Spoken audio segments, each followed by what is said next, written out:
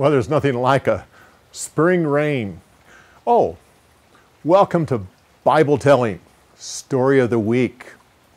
We're going through a series of lesser-known stories from the Old Testament. I think you'll enjoy today's story. It starts at the Red Sea, which is a better-known story, and goes to Mt Sinai, where God gives the law, the Ten Commandments included, which is a better-known story. But what happened between the two? Well, today you'll find out. Enjoy the story, and I'll see you on the other side. By the way, I'm going to give you a few little customs and times that you might be interested in about exactly where this might have been. Enjoy the story.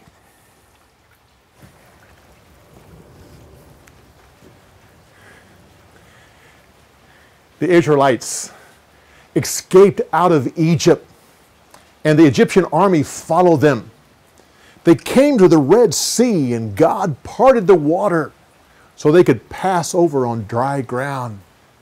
As the Egyptian army came after them, God held them back while the Israelites passed through the sea all through the night.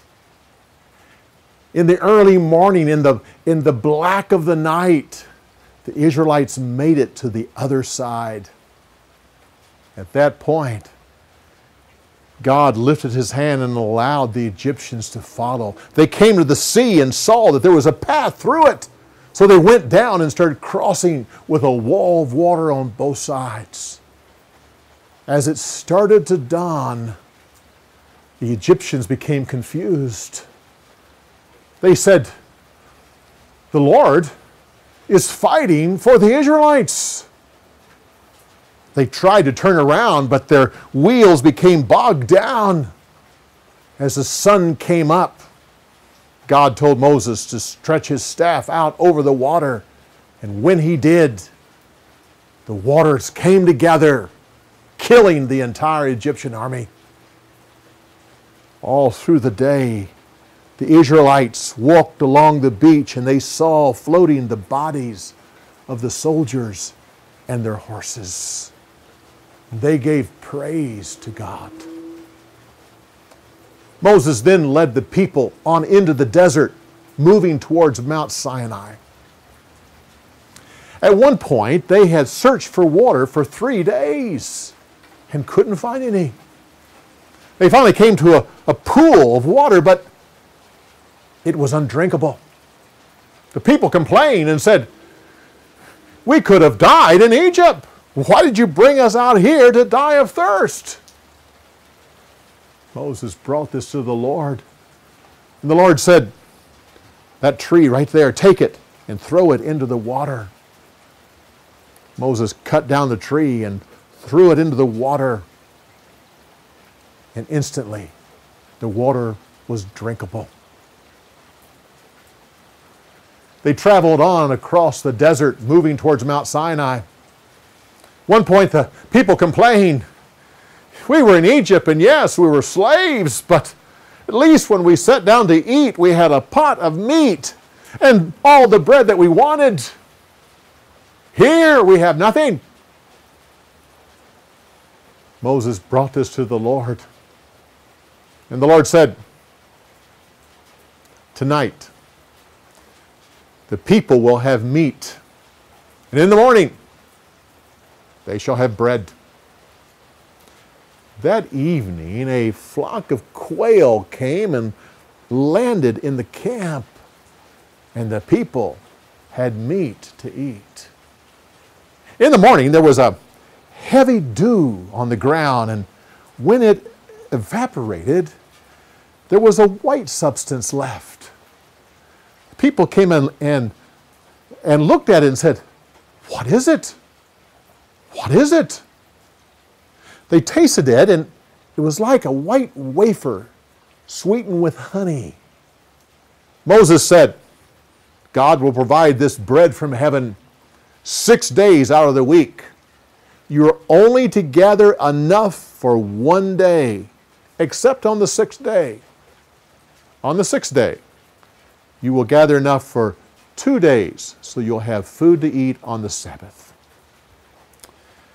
Again, the people disobeyed, and some of them gathered more than one day's worth. But in the morning, it stunk, was full of maggots. Yet on the sixth day, when they gathered enough for 2 days, on the Sabbath it was good to eat. The people called this bread manna, which means, what is it? And this is what they ate for the 40 years that they were in the desert before God took them into the land of promise. At another point, the people were without water, and again they complained to Moses. The Lord said to Moses, "Take your staff and hit that rock." When he did, water gushed out. There was enough for the entire camp and all their livestock.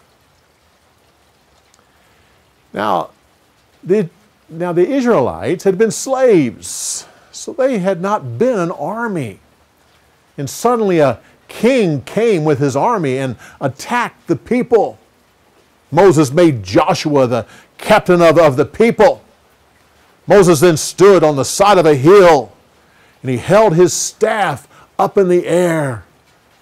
And as long as he did, Joshua was victorious. As the day went by, Moses' arm became tired and he started coming down. The farther he came down, the more the Israelites started to lose the battle. So they put a stone underneath Moses and set him down.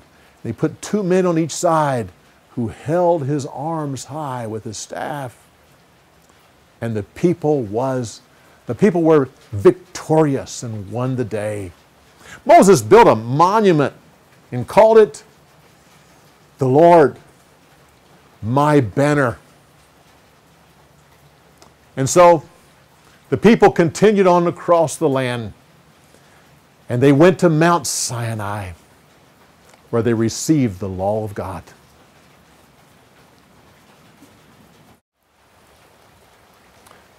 Welcome back. I hope you enjoyed the story. Well, as you can tell, there were actually about 5 stories there. But it all has to do with that period of time from leaving the Red Sea, going over to Mount Sinai.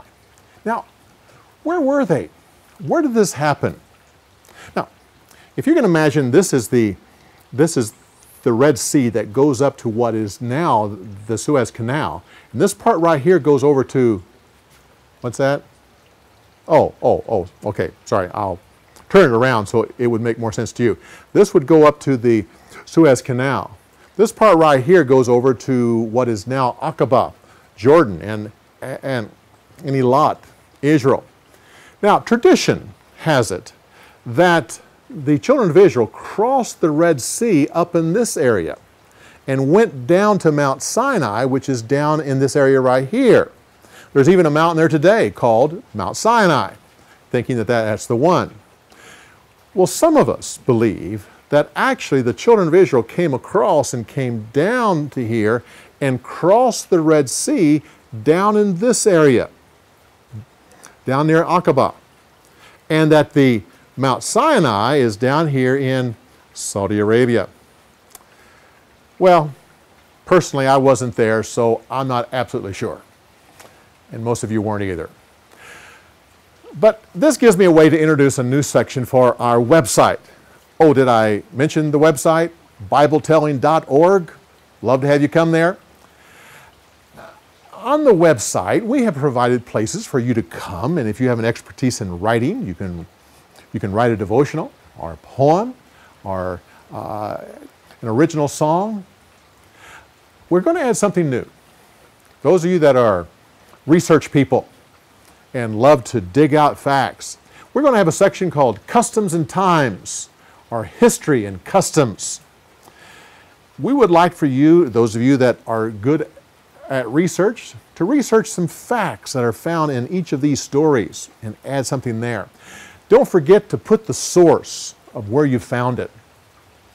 Well, I hope you come back next week for another story of one of the lesser-known stories of the Bible. From BibleTelling, Story of the week. See you next time.